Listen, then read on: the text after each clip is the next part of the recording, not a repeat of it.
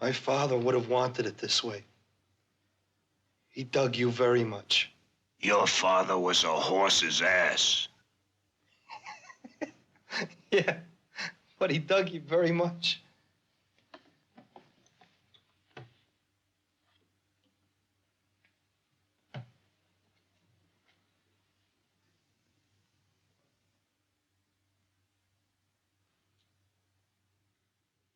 So explain a prince. Explain how that happened. I've said this before. I know, you got to say it again, though. That I was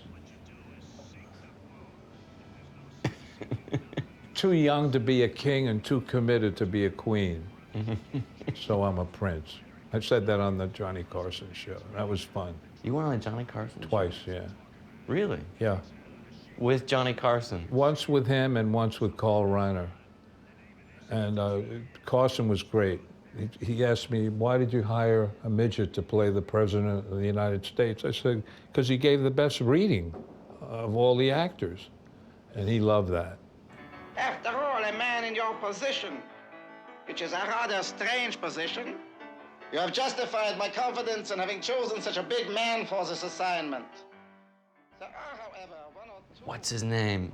You used... the big, tall guy. Oh, no, that's Stan Gottlieb. Stan Gottlieb. Met him in a phone booth outside the Bleecker Street Cinema. I said, would you be interested in being in a film? And he said, yeah.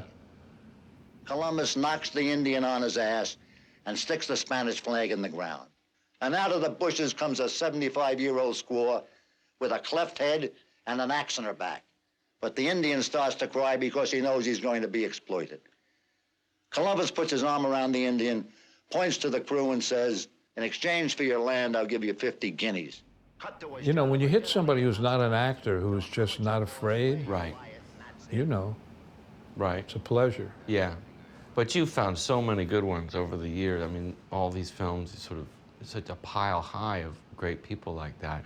Mimeo, what is that? The game one wanted me to throw it back, but I put up such a fight that I mounted it. Where did you meet Larry Wolf? Larry Wolf. In a bar. Here? Yeah.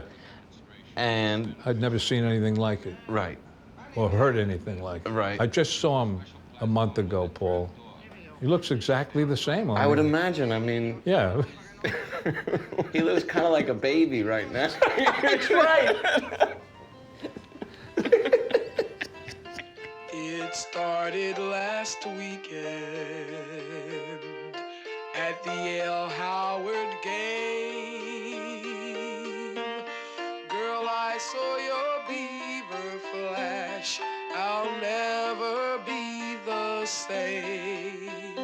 Oh no. But who was she? I love looking at her. You know who her mother is? No. Plimpton. Martha, that's Martha Plimpton's mother. Martha Plimpton is her daughter. Really? Yeah. But you found she was an actress that you had. I saw her in Hair, which Tom O'Hagan directed, who did all my music. Okay.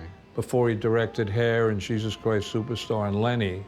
Okay. He was a wild character. Okay. And then I went to see Hair and the previews, and I said, "How about?" And he said, "Yeah, she'll do whatever you want." Yeah.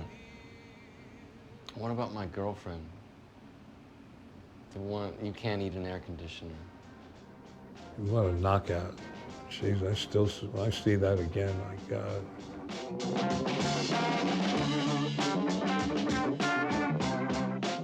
You can't eat an air conditioner. The whole fucking crew was like drooling. They were giving me this shit, you know. Like, finally, you woke up and gave us something we could look at. She was a waitress in the Figaro, which was on Bleecker Street. And I just asked her to do it, and she said, yeah. I lucked out, because she could move, and she was beautiful. Mm-hmm. Mr. Swope, I do exactly the same job as the other executives, but I don't make as much money as they do. I don't think that's right. If I give you a raise, everybody's gonna want a raise.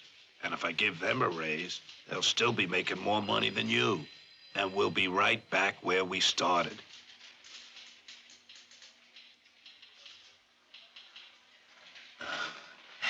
I never thought of it that way.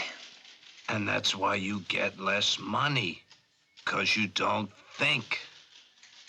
What's the most successful film you've made? Putney. I think so, yeah, because that really got distributed. Were you making an effort, too, to sort of make a slightly more normal? You mean Putney Swope? Yeah. No, in fact, nobody wanted that film. Right. I mean, the other ones at least got in the Bleecker Street. And the people said, what? Right. And the producer, the money guy, had one more screening for some distributors, and just as the film was ready to start, this guy was banging on the door of the screening room, and I said, fuck him, he's late, whoever he is, you know.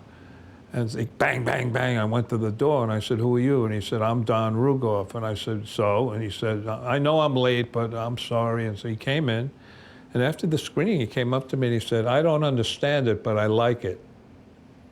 And he opened it like a month later, because he owned the theaters. And when they brought that ad out with this, that went up all over the city, and it had some action. I've made a few innovations, but not enough.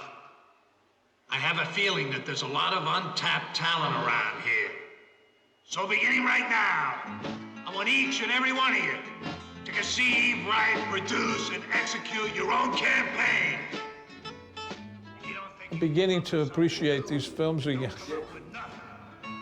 And if you don't feel that you're the creative type, then pitch in and help somebody else with what they're doing.